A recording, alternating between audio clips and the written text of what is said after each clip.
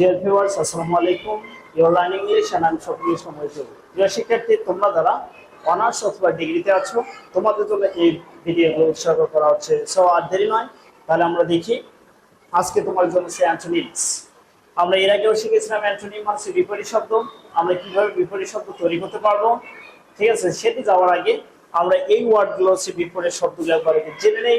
তারপর হচ্ছে যেহেতু আমার বিপরীত শব্দ তৈরি করার পর সেন্টেন্স তৈরি করতে হয়, তাহলে সেন্টেন্স আমরা বরাবরের মতো সেন্টেন্স তৈরি করবো শেষে। সো ওয়ার্ডগুলো আমরা একটু দেখে নিই।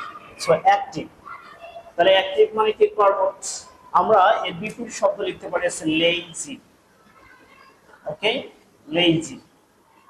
দেন অ্যাডমায়ার, তাহলে অ্যাডমায়ার মানে কি? অ্যাডমায়ার মানে প্রশংসা করা, তাই না?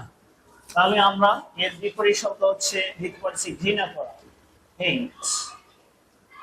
ওকে, অ্যাডমায়ার, হেট। দেন অ্যাগ্রি, অ্যাগ্রি মানে কি? রাজি হওয়া। কিন্তু রাজি না হওয়া সেটা আমরা কি করতে পারি? Disagree, disagree. অ্যালাউ, অ্যালাউ মানে হচ্ছে অনুমতি দেয়া। এর বিপরীত শব্দ কি করবো আমরা? বিপরীত শব্দ হচ্ছে ফরবিড।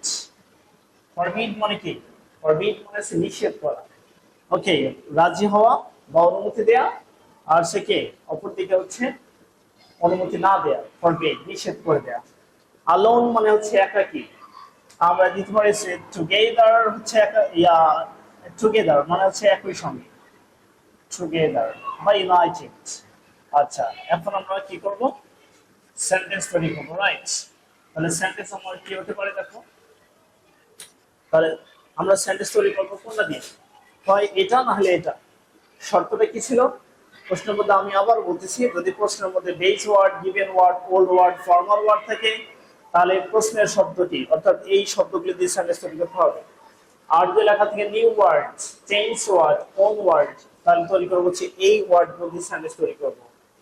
তাহলে আমরা সেন্টেন্সে চলে আসি। দেখো, ধর আমরা এটা দিয়ে সেন্টেন্স করবো, ঠিক আছে? তাহলে ওয়ার্ডটা কিসে আছে? নাউন, অ্যাডজেক্টিভ, ভার্ব না অ্যাডভার্ব? এটাকে আমাকে ফিক্স করতে হবে আগে, কারণ আমরা অ্যাডজেক্টিভ হলে এক ধরনের সেন্টেন্স স্ট্রাকচার করব, নাউন হলে আরেক ধরনের করব, ভার্ব হলে আরেক ধরনের করব, অ্যাডভার্ব হলে আরেক ধরনের করব। তো এটি হচ্ছে অ্যাডজেক্টিভ। তাহলে অ্যাডজেক্টিভের ক্ষেত্রে আমরা কি পড়েছিলাম? প্রথমে একটা সাবজেক্ট বসাবো, হি, শি, নাম যে কোনটা দিলে হবে।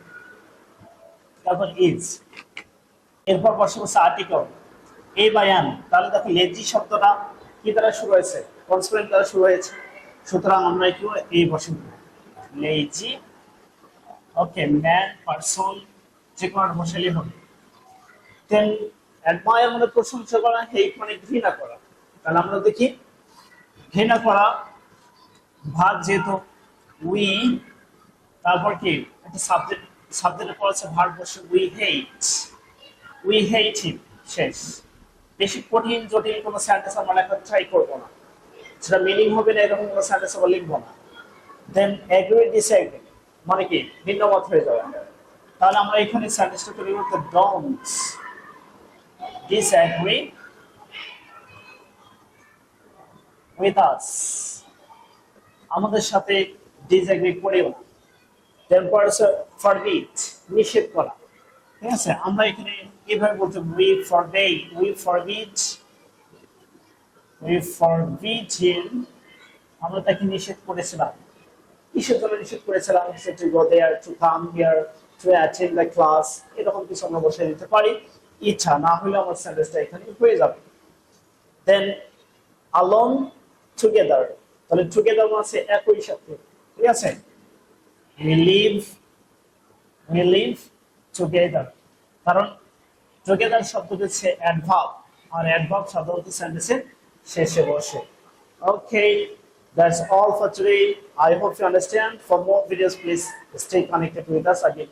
Assalamu alaikum.